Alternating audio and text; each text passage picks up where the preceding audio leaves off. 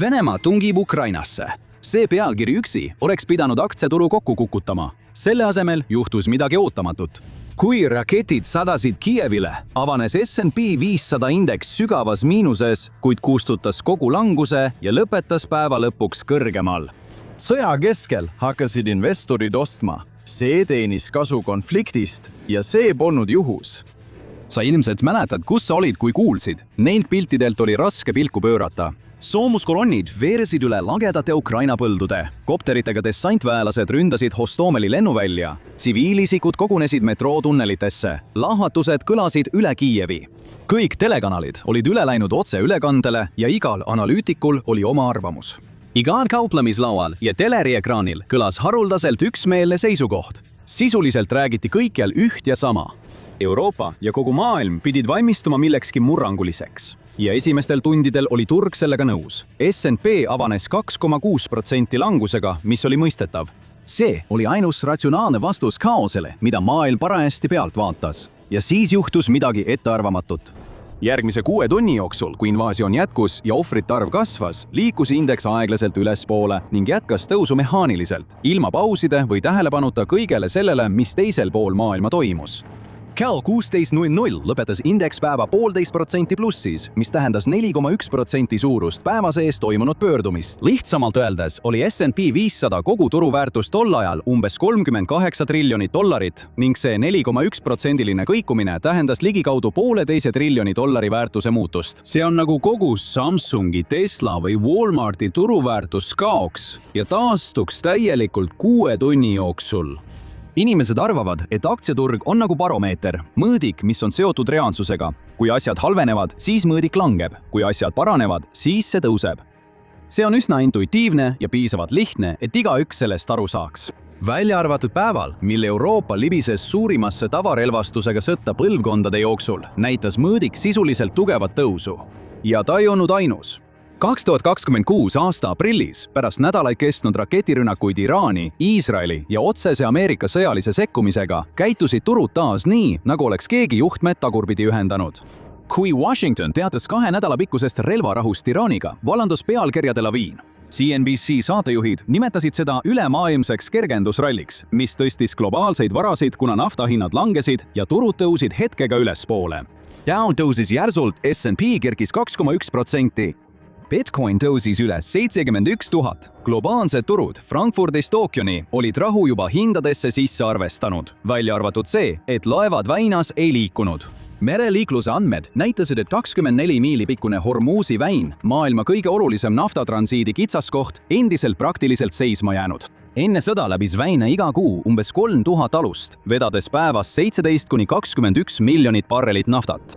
Vahetult pärast 8. aprilli relvarahu sisenes või lahkus väinast vaid 45 laeva. Liiklus langes 5%-ni sõjaeelsest keskmisest. Enamik maailmas suurimaid laevandusettevõtteid hoidis oma aluseid piirkondlikes sadamates lõksus ega otsustanud neid liigutada. 2026 aasta aprilli lõpuks läbis kogu kuu jooksul väina vaid 191 laeva, mis on kaugel sõjaeelsest keskmisest 138 laevast päevas. 2026 aasta alguses alanud Iraani sõda nägi piisavalt kole välja, et isegi kogenud kauplejad muutusid närviliseks. Äärmiselt ebastabiilsete riikide vahel toimusid raketivahetused, mis põhjustasid naftavarustuse katkestusi ja eskaleerumisohte, mis hõlmasid Ameerika sõjalisi üksusi piirkonnas. Täriskauplejad reageerisid oodatavale majanduslikule kõikumisele nii, nagu nad alati teevad, kui taevas tumeneb. Nad müüsid lühikeseks kõike, mida leidsid. Goldman Sachsi Prime Brokerage andmed, mis jälgivad maailma suurimate riskifondide tegelikke positsioone, näitasid, et institutsionaalsed investorid müüsid 2026 aasta märtsis globaalseid aktsiaid. See toimus kiiremas tempos viimase 13 aasta jooksul. See oli Goldman Sachsi ajaloo teine suurim müügilaine. Lühikeseks müük ületas pikkade positsioonide ostmissuhtes 7,6-1 ning koguvõimendus oli 312,5%. See tähendab sisuliselt seda, et institutsionaalne positsioneerimine oli muutunud äärmiselt langusele panustavaks. Lihtsas keeles tähendab see, et Wall Streeti kõige kõrgemalt tasustatud ajud olid ühiselt sisenenud teatrisse, tundnud suitsu ning siis täiskiirusel väljapääsu poole tormanud, kuid enne väljaminekut laenasid nad ukse juures tagatisarvel veel bensiini juurde. ja nii tehes ehitasid nad kogemata majandusliku pommi, sest iga lühike positsioon sisaldab endas tulevast ostjat, kes on lõksus. Kui sa müüd aktsiad lühikeseks, laenad sa kellegi teise aktsiad ja müüd need kohe maha. Lootus on, et hind langeb, et saaksid need hiljem odavamalt tagasi osta ja vahe endale jätta. Kas mäletad GameStopi To the Moon fenomeni COVID-pandeemia ajal? Midagi sellist. Aga kui aktsiad hoopis tõusevad, võivad sinu kahjumid olla teoreetiliselt piiramatud. Sa oled endiselt kohustatud need laenatud aktsiad tagasi andma ja iga hinnatõus pingutab kruvi veelgi. Lõpuks lõpetab sinu maakler viisakalt küsimise ja sunnib sind positsiooni sulgema, enne kui kahjud muutuvad katastroofiliseks. See tähendab, et sind sunnitakse nüüd ostma, sest riskihalduse tüüp ütleb nii ja tema ei tee nalja. Nüüd kujuta ette sama olukorda sadade miljardite dollarite ulatuses võimendatud langusele panustavate tehingutega, mis asuvad juba niigi ülielastses turus. Selline turg, kus iga ostetud dollar liigutab hindu kokkuvõttes $5 võrra. See lakkab olemast mõistlik investeerimine. See hakkab meenutama olukorda, kus keegi surub tööstusliku vedru hüdraulilise pressi all kokku, lootes, et keegi pole nii rumal, et isegi hingaks vabastushoova lähedal. 2026 aasta aprilliks oli see vedru täielikult kokku surutud. Siis 8. aprillil tuli vaherahu väljakuulutamine. Hinnad liikusid veidi ülespoole. See polnud kaugeltki piisav, et tankerid tagasi Hormuzi väina liikuma panna, kuid just piisav, et ekraanil olev number veidi kõrgemale tõuseks. Ja just siis lõi lõks kinni. Lühikeseks müümises sundkatmised on üks väheseid finantsnähtusi, mis kannab endas endiselt ürgse inimliku paanika jälgi. Enamik tänapäevaseid turge tunduvad steriilsed ja algoritmilised, kuid tõelisel sundkatmisel on endiselt midagi iidset ja ajatut. See tundub kiskjalik, nagu vaataks karja, kes saab liiga hilja aru, et oru põhi nende all liigub. Esimesed karud, kes 2026 aasta aprillis lõksu jäid, arvasid ilmselt, et vaherahu tõttu tekkinud tõus raugeb mõne tunniga. Laevanduse andmed olid katastroofilised. Praktikas oli Hormuzi väin sisuliselt suletud. Iraan ja IRGC vaidlesid endiselt vaherahu tingimuste üle juba järgmisel hommikul pärast selle väljakuulutamist ja midagi ei paranenud sisuliselt. Kedagi ei saa süüdistada, kui ta neid tõendeid lugedes arvas, et turg langeb edasi. Lihtsalt ära ütle seda turule. Kui turg hakkas tõusma, hakkasid saabuma tagatisnõuded ja fondid, mis olid agressiivselt laenanud, et ehitada üles lühikesi positsioone, vajasid äkitselt lisatagatisi. Kahumid kasvasid kiiremini, kui mudelid olid ennustanud.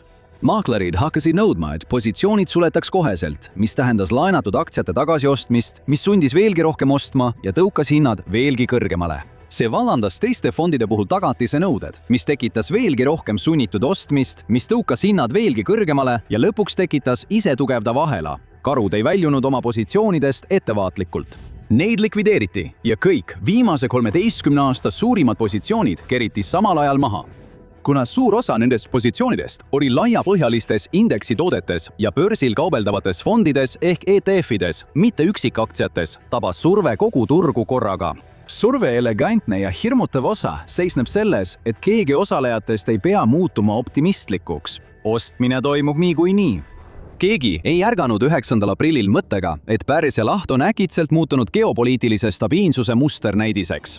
Nad ostsid, sest nende maakler ei andnud neile muud võimalust ja nad polnud läbirääkimiste meeleolus. Hetkeks tundus, et see on täielik seletus. Sõda tekitab hirmu. Hirm tekitab liigset langusele panustamist. Iga väike tõus sunnib ostma, kuid see pole kogu tõde. Lühikeste positsioonide katmine toimub kiiresti ja ägedalt. Need seletavad äkilisi päeva sees pöördeid, selliseid 4% kõikumisi nagu S&P tegi samal ajal, kui tankid Ukrainasse sisenesid.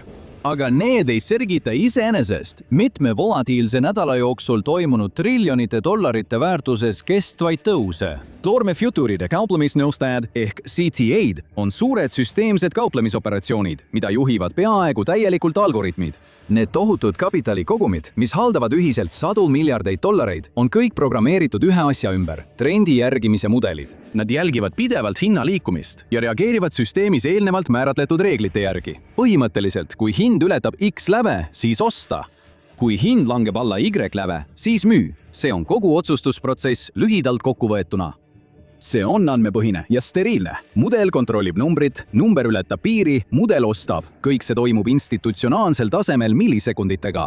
Kui relvarahu järgsel lühikeste positsioonide sulgemissurve tõttu tõusis S&P üle mitme olulise trendipiiri, muutus konkreetne geopoliitiline reaalsus täiesti ebaoluliseks.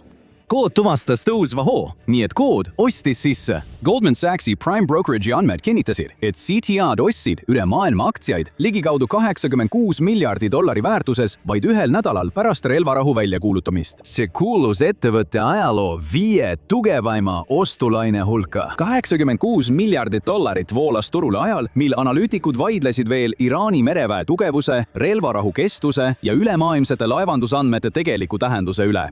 Mitte miski sellest ei muutnud tulemust. Raha voolas ikkagi. Jällegi nägi süsteem, et numbrid ületasid teatud piire ja sellest piisas. Sellel on psühholoogiliselt väga suur mõju, mida on raske üle hinnata. Põlvkondade kaupa kujutlesid inimesed Wall Streeti kui konkurentsitihedat ökosüsteemi, kus säravad analüütikud võistlevad omavahel, et tõlgendada tegelikkust kiiremini kui keegi teine. See, kes tegi kõige rohkem kodutööd, võitis tavaliselt. See, kuidas aprill 2026 tegelikult välja nägi, meenutas tohutut automaatkäigukasti, mis sai sisendiks hoogu ja vastas sellele jõu võimendamisega. Jõuga, mis oli täiesti ükskõikne selle suhtes, kui kvaliteetne või täpne oli seda käivitav signaal. See muutub veelgi ebamugavamaks, kui mõelda eetilistele tagajärgedele. Algoritmilised kauplemissüsteemid ei ole kõigile võrdselt kättesaadavad. Nende käitamiseks vajalik infrastruktuur on kättesaadav ainult suurimatele institutsionaalsetele tegijatele, riskifondidele, investeerimispankadele. Keegi ei loonud seda süsteemi röövellikuks. See lihtsalt arenes nii, mis ongi siin peamine probleem ja tagajärgi on võimalik mõõta. 2010 aasta mais aitas algoritmiline tegevus kaasa sellele, mida tuntakse kui välkkrahi. Dow Jones kukkus minutitega peaaegu 1000 punkti, enne kui see suuresti taastus. Sündmus toimus nii kiiresti, et see sai põhimõtteliselt läbi enne, kui inimesed jõudsid reageerida. Kui seda hiljem uuriti, kerkis üles küsimus, kes vastutab. Kaasvastutavad olid arendajad, kes kirjutasid koodi, institutsioonid, kes selle kasutusele võtsid, või regulaatorid, kes selle lubasid. Kuigi uurijad tuvastasid lõpuks automaatse spoofingu ja suurte institutsionaalsete algoritmide kombinatsiooni, jääb laiem vastutuse küsimus endiselt suureks halliks alaks. Euroopa Liit on sellest ajast alates kehtestanud algoritmiliste kauplemissüsteemide jaoks ranged testimisnõuded ning nõuab ettevõtetelt olulistest häiretest teatamist. Kas järelevalve suudab tegelikult tehnoloogia arengukiirusega sammu pidada? Regulaatorid tegelevad selle küsimusega siiani. Algoritmilise kauplemise pooldajad, keda on palju, väidavad, et see pakub tõelisi eeliseid. Kui neid küsida, võivad nad rääkida lugusid suuremast likviidsusest, väiksematest ostu-müügivahedest ja madalamatest tehingukuludest tavainimestele. Kõik see vastab tõele, isegi kui sa ikka veel ei saa aru, millest nad rääkisid. Samuti on tõsi see, et nende süsteemide kasum voolab valdavalt vähestele ettevõtetele, kellel oli olemas vajalik infrastruktuur nende käitamiseks. Ja selle kogu süsteemi kõige sügavam kiht pole veel isegi aktiveerunud. Oled sa kunagi kuulnud optsiooniturust? See on koht, kus volatiilsus ise muutub kasvukütuseks. Enamik tavalisi investoreid arvab, et optsioonid on nišivahendid, mida kasutavad agressiivsed kauplejad, kellel on liiga palju monitore ja hale unerütm. Noh, enam mitte. 2024 aasta lõpuks moodustasid nullpäevase tähtajaga optsioonid, tuntud kui 0 DTE-d, 51% kogu S&P 500 optsioonide mahust. Esimest korda ajaloos ületasid need kõik teised tähtajagruppide kogumahud. Järgnevatel kuudel tõusis see näitaja üle 60%. Iga päev vahetas omaniku miljoneid lepinguid, piisavat mahtu, et täita keskmisel teisipäeval umbes 1,5 miljonit eraldi tehingukorraldust. Need on panused, mis aeguvad samal päeval, kui need tehakse. Wall Street leiutas sisuliselt hobuste võiduajamise institutsionaalse finantsi jaoks uuesti ja ühendas selle otse ülemaailmse majanduse toimimisse. Kui piisavalt raha koondub nendesse toodetesse, on tehinguid vahendavad ettevõtted sunnitud pidevalt katma riske, mis ei lõpe kunagi. Mõtle spordipanuste vahendajale, kes võtab panuseid enne meistrivõistluste mängu. Kui liiga palju mängijaid panustab ühele tulemusele, seisab vahendaja silmitsi katastroofiliste kaotustega. Seetõttu kohandab vahendaja pidevalt oma riske, püüdes jääda neutraalseks sõltumata sellest, mis tegelikult juhtub. Optsioonituru turutegijad teevad sama.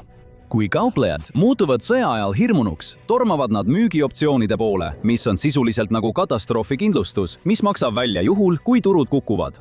Neid müügioptsioone nüüvad vahendajad maandavad oma riske, müües aktsiaid või futuure lühikeseks. Neil pole valikut, matemaatika nõuab seda. Hirm sunnib vahendajaid võtma langusele panustavaid positsioone, kuid kui maailmalõpp õigel ajal saabumata jääb ja vaherahu sõlmitakse või toimub lühikeste positsioonide katmine ning hinnad tõusevad, pöörduvad need riskimaandused järsult vastupidiseks. Müüdioptsioonide väärtus langeb äkitselt nulli lähedale ja volatiilsus kukub kokku. Need samad vahendajad, kes olid riskide maandamiseks lühikeseks müünud, peavad nüüd äkitselt kõik varem müüdud positsioonid tagasi ostma. seda nimetatakse gamma-lõksuks, kus hirm ise loob tingimused hirisemaks sundostuks. Ja kuna 0DTE lepingud aeguvad nii kiiresti, toimivad need tagasisideahelad nüüd peaaegu reaalajas. Ja just nii võivad sõjahirmud tekitada volatiilsust, mis ajendab put-optsioonide ostmist, mis sunnib diilereid riske maandama, mis viib paanika stabiliseerumiseni ja lõpuks turutõusuni. Turg toitub sündmusest tekkinud hirmust. Sõda või rahu, paanika või kergendus. Masin ei pea teadma, kumb pool võidab. See vajab, et hirm kestaks piisavalt kaua, et riskimaandamise vood aktiveeruksid. Seda nimetamegi tsükliks. Aktsiaturg, millega enamik inimesi üles kasvas, on tänapäeval vaid nostalgiline brändikuvand.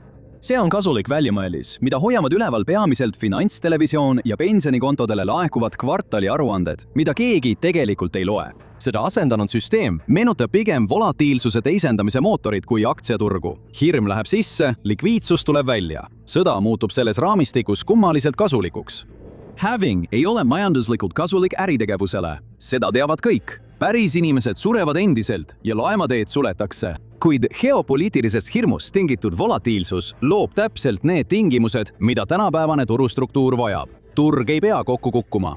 Vaja on vaid piisavalt hirmu, et käivitada kaitsev positsioneerimine, kiire riskimaandamine ja automaatne müük, et siis pärastlõunaks kõik tagasipöörduks, kui halvim stsenaarium ei realiseeru. Turg tõuseb mitte hoolimata hirmust, vaid just tänu sellele. Täna on vana metafoor lihtsalt katki. Baroomeeter võib peegeldada atmosfääri tingimusi, kuid see ei suuda ise orkaane tekitada. Aktsiaturg oma praegusel kujul ei peegelda enam usaldusväärselt esimest ning aeg-ajalt teenib kasu teisest. Kui sa sellest selgelt aru saad, ei tundu need veidrad sõjaaegsed tõusud enam irratsionaalsed. Mitte miski selles pole irratsionaalne. Süsteem toimib nii, nagu struktuur seda sunnib toimima. See tsükkel ei vaja enam mingit optimismi, vaid ainult liikumist. Kõige silmiavavam on see, kui vaikselt see muutus aset leidis. Me ei saanud kunagi dramaatilist teadaannet Wall Streetilt ega sütitavat kõnet New Yorgi börsi kõnepuldist. Süsteem lihtsalt arenes ühe ETF-i sissevoolu kaupa, käitudes nagu miski, mis on loodud hirmu endasse imama. Kuni lõpuks lakkasid halvad uudised turgu murdmast ja hakkasid seda hoopis toitma. Kuid kõige selle all peitub üks ilmne küsimus. Mis juhtub siis, kui hirm muutub tõesti liiga suureks, et seda neelata? Kui see süsteem on end harjutanud igast šokist taastuma, mis saab siis, kui ühel päeval see enam ei õnnestu? Saate teada, mis juhtub, kui USA majandus kokku kukub või vaadake hoopis seda?